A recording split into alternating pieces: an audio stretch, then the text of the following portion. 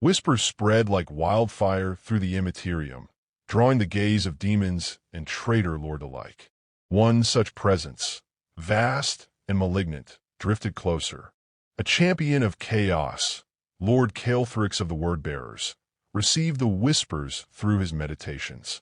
The gods had promised him a world ripe for harvest. Valorn, he whispered, tasting the name like blood on his lips. Forgotten no longer. His fleet, black as night and marked with runes of blasphemy, began to shift course. Not all of Valorn's people had turned to the new gods. In the underhive of Spire 9, a small band of Imperial loyalists gathered. They were led by Sister Althara, a lone sororitas who had survived the orbital purges. Her armor was scorched, her bolter dented, but her faith burned brighter than the pyres of her fallen sisters. "Do not despair," she told the huddled masses. "The Emperor is not silent. His will is in every breath we take, every step we endure. He watches even now. Hold fast, and his angels will come." Some believed her. Many did not. But for those who clung to hope, Sister Althira was a beacon in the dark. The waiting ended when the sky burned.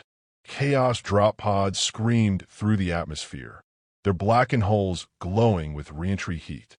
They slammed into the ruined districts of Valorn's hive cities, disgorging word-bearers in crimson armor etched with scripture of blasphemy. The cultists cheered, falling to their knees as if gods themselves had descended. The Chaos Marines raised their bolters and began the slaughter, not discriminating between loyalist, heretic, or bystander. For Chaos cared not for the flesh of the weak. Inquisitor Vera stood on the deck of his command ship, watching the invasion unfold on Auspex displays. His lips curled into something between disgust and grim satisfaction. "At last," he said, "the infection reveals its true form." Seraphine looked at him in horror. "You waited for this?" "Yes," Varys said coldly. "Now the people will see their gods for what they are. And when we cleanse this world, none will doubt the Emperor's judgment." Thunderhawks screamed through the atmosphere, their engines roaring like wrathful angels. The Inquisition, the Arbites, and detachments of the Astra Militarum descended upon the hive. Where Chaos Marines rampaged, bolter fire answered. Where cultists raised their voices in blasphemy, flame consumed them. Sister Althira led her ragtag loyalists into the fray, her bolter roaring hymns of death. She cut through cultists like wheat, her voice rising in prayer as she fought. "In the Emperor's name, be cleansed." A word-bearer turned toward her, his armor marked with demonic runes. He raised his chained word, sneering behind his helm. "You dare defy the true gods, woman? I serve the only God," she cried, meeting his blade with her bolter. Sparks flew as steel clashed, and the battle for Valorn burned ever brighter. By nightfall, the city was a furnace. Thousands lay dead, their bodies feeding the flames. The cultists who had once sung praises to their new gods now screamed as fire consumed them. Chaos Marines fell, but each one took dozens with them. Inquisitor Vera walked among the carnage, his boots crunching over ash and bone. He looked upon the survivors, their faces hollow with terror. He raised his voice, amplified by voxcasters. "This is the fate of heresy," he thundered. "This is the price of treachery. Remember what you have seen, and never again falter in your faith. For the Emperor is not silent. The Emperor punishes. The Emperor protects." Some survivors wept in relief. Others trembled in silence, broken beyond repair. But all understood one truth. The forgotten worlds were forgotten no longer. They were judged, and judgment had come in fire. Yet even as the pyres burned, the warp whispered. The word-bearers had not come alone. Valorn was but the first ember of a greater fire. Across the sector, other forgotten worlds stirred, their cults rising, their faith in the Emperor crumbling. Inquisitor Vera looked to the stars, his expression grim. "This is only the beginning," he muttered. "The forgotten worlds are awakening." And somewhere in the Imperium, the dark gods laughed. The ash wastes of Ora Prime had grown still in the aftermath of war. The battlefield still smoked, wreckage of tanks, and the bodies of the fallen lying as mute witnesses to the carnage. The Imperial Guard regiments that had survived the horrors of the Chaos incursion clung to the remains of discipline, digging trenches among shattered hablocks, fortifying ruined basilicas into makeshift bastions. Yet despite their victory in holding back the first wave, a deeper shadow lingered. The warp storms that had split the skies in Chapter 3 had not faded. They lingered like malignant wounds in reality itself, bleeding corruption into the atmosphere. Inquisitor Kalen Varric stood atop the balcony of a ruined administratum spire, cloak whipping in the wind. His eyes, unblinking, gazed at the horizon where the heavens bled crimson. "This world is not yet cleansed," he whispered, voice a mix of dread and iron conviction. Behind him, Captain Morn Havoc of the Cadian 88th approached. His armor was dented, his once green fatigues caked in dust and blood. "We've secured the hive ruins, Inquisitor," he reported. "But the men, they whisper. They say the dead still walk at night." Varric's jaw tightened. He had seen such signs too many times before. Where the warp touched, reality fractured, and through the cracks came madness. Night on Veora Prime was a torment. The surviving guardsmen huddled around fires, eyes darting into the gloom. In the distance, faint voices echoed across the ruins, sometimes crying, sometimes laughing, sometimes whispering words no human tongue should form. A young trooper named Reyes sat sharpening his bayonet, sweat beading his brow despite the chill. His comrade leaned close, muttering, "Do you hear it? The singing?" Reyes froze, blade slipping from his hand. For indeed, faintly, the night air carried the sound of a choir. Beautiful, mournful, but laced with unease. It grew louder, until shapes appeared in the distance, robed figures with pale, flickering torches. At first the men thought they were fellow Imperials, pilgrims perhaps.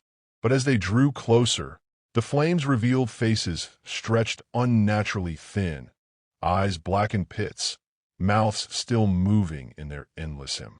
"Cultists!" Havoc roared, drawing his lost pistol. The camp erupted in gunfire, lost beams cutting through the night. The singing figures collapsed, their torches sputtering out. Yet as their bodies fell, they melted into ash, vanishing before they struck the earth. The guardsmen stood stunned. "Phantoms," Varric said grimly. "The warp toys with us. The war is not of flesh alone, but of faith." The next day, Varric led a contingent of soldiers into the ruins of the shrine of St. Odrin, once a beacon of the Emperor's light on Veora Prime. What remained was desecration. The great statue of the saint was toppled, its face carved away. Symbols of chaos had been smeared across the altar in dry blood. Yet deeper within, they found something worse. A chamber filled with bones arranged in spiraling patterns, as though forming a grotesque mandala. At its center lay a pulsating crystal, black as void, humming with warp energy. One of the psychers in Varric's retinue convulsed at its presence, bleeding from her eyes. It calls to me," she gasped. "It whispers of eternity, of freedom." She reached for it before the Inquisitor drew his bolt pistol and ended her life with a single shot. The soldiers recoiled in shock, but Varric's voice was cold. "Better one death by my hand than 10,000 damned by her weakness." He ordered the shrine torched, the crystal shattered with melted charges. Yet as the flames consumed the chamber, a laughter echoed within the smoke, low, mocking, endless. The days grew darker. Even the sun seemed dimmer. Its light filtered through the warp storms that never ceased swirling above. The Imperial Guard held their positions, but morale waned. Each night, men vanished, some simply gone from their bedrolls, others found wandering aimlessly, eyes glazed, chanting praises to nameless gods. Varric gathered the commanders within the ruins of the old governor's palace. "We cannot win this war with lost guns and bayonets alone," he declared. "This is a battle for the soul of Veora. The people must believe the Emperor has not abandoned them, or chaos will consume them from within." Captain Havoc frowned. "Faith is well and good, Inquisitor, but my men are dying." They need more than sermons. They need reinforcements, supplies. You will have neither, Varric replied. The warp storms prevent reinforcements. The Imperium fights on 1,000 fronts, and this world is but one of many. No, Captain, we must become the Emperors will hear. Every soldier must fight as though Terra itself depended on it. A silence hung heavy, broken only by the distant boom of collapsing ruins. At last Havek bowed his head. Then we will fight. 2 nights later, the heretics revealed their true hand. The ruins shook as warp fire tore open the sky, disgorging a host of horrors. Mutants twisted beyond recognition, demons shrieking in voices that curdled blood, and at their head, a towering figure clad in spiked ceramite. Lord Varax, champion of chaos undivided. His voice thundered across the battlefield. This world belongs to the dark gods. Your corpse emperor cannot save you. Kneel and know eternity. Fear rippled through the imperial ranks. Some dropped their weapons, trembling. Others clutched their aquillas tighter, whispering desperate prayers. But then Inquisitor Varric stepped forward, holding aloft the scorched remains of Saint Odrin's reliquary. His voice rang out, cutting through the fear. This world is the Emperor's. You may twist the skies, you may corrupt the flesh, but you shall not break our faith. The reliquary blazed with golden fire, brighter than the sickly warp light. The demons recoiled, shrieking as if burned. The guardsmen roared, faith rekindled, and opened fire with renewed fury. The battle raged for days. At Hive, the last intact spire of the city, the Imperials made their stand. Tanks rumbled through rubble-strewn streets.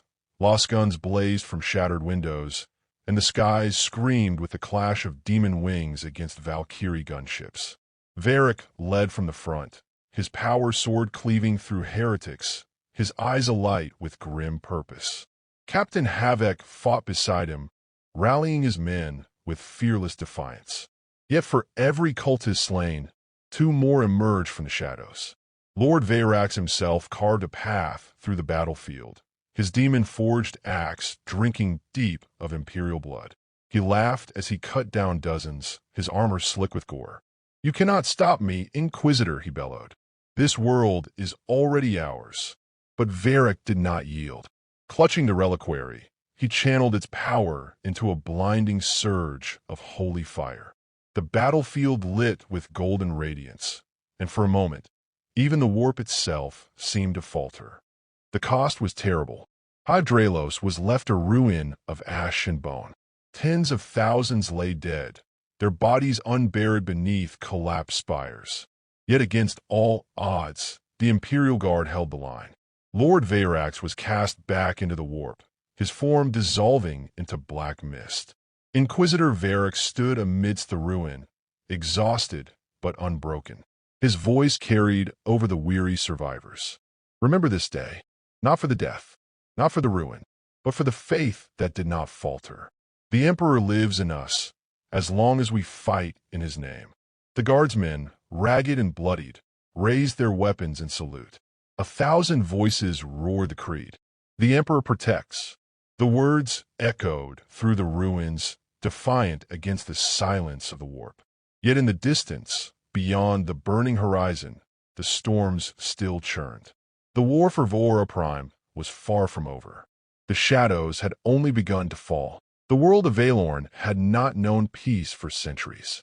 Its broken hive spires and ash dunes whispered with the ghosts of billions who had died in wars that were no longer remembered. The people who remained, scattered tribes and fractured enclaves, clung to survival as carrion clings to bone. In the aftermath of the Inquisition's first descent upon the Forgotten Worlds, there was no silence, only the after-echo of screams and the distant rumble of orbital bombardments. But now, months later, the silence had settled, heavy and suffocating. It was the silence of waiting, of wounds festering beneath scabs, of lies whispered in shadows where light dared not intrude. In the shattered cathedral of the Divinum Solis, where once the people of Valorn had sung hymns to the Emperor, a different song was whispered now. Robed figures gathered in secret, cloaked in soot and dust, chanting praises not to the master of mankind, but to darker lords. The cult had grown bold. Where once they hid like vermin in tunnels, now they strode openly in ruined markets and broken squares, their symbols painted in crude red strokes across walls once sacred to the imperial creed. But they were not uncontested. From orbit, the Inquisition had watched.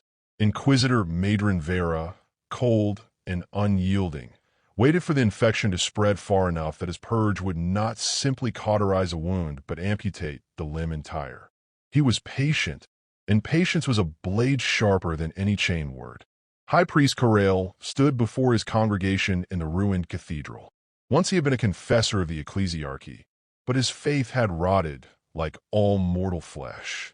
His voice now carried the thunderous cadence of sermons, but his words praised the false promises of chaos. "The Imperium has abandoned you," he cried, his arms spread wide. "The throne of Terra is silent. Your prayers vanish into dust. Your offerings feed only the coffers of tyrants who will never bleed for you. But the new gods, they listen. They answer." The crowd roared in hunger and despair. These were not warriors, but broken men and women, their hands blistered by labor, their backs scarred by lashes of overseers long since dead. What had the emperor given them, except silence? A boy, no older than 14, raised his hand. "And if these gods betray us too?" Corrail smiled, and for a moment his eyes glowed with a sickly light. "Then we will have nothing less than what we already had. But if they keep their promises, we shall inherit power undreamed of." The boy lowered his hand, trembling, and the congregation cheered again. Outside, unseen by them, the shadows stirred. From the broken spire of a nearby hab tower, Inquisitor Madrin Vera watched the gathering. His servo skull hovered at his side, its optic relays feeding him close-view images of the cult's growth. "They spread like rot," he muttered. Beside him, Interrogator Seraphine bowed her head. "Shall I prepare the Arbites for a raid, my lord?" "Not yet," Vera answered, his voice as cold as the void. "We strike too soon, and we scatter them like vermin. They will simply scurry deeper into their holes, harder to reach, harder to burn out." Seraphine frowned. "And if we wait too long?" Vera turned to her, his bionic eye gleaming with faint crimson light.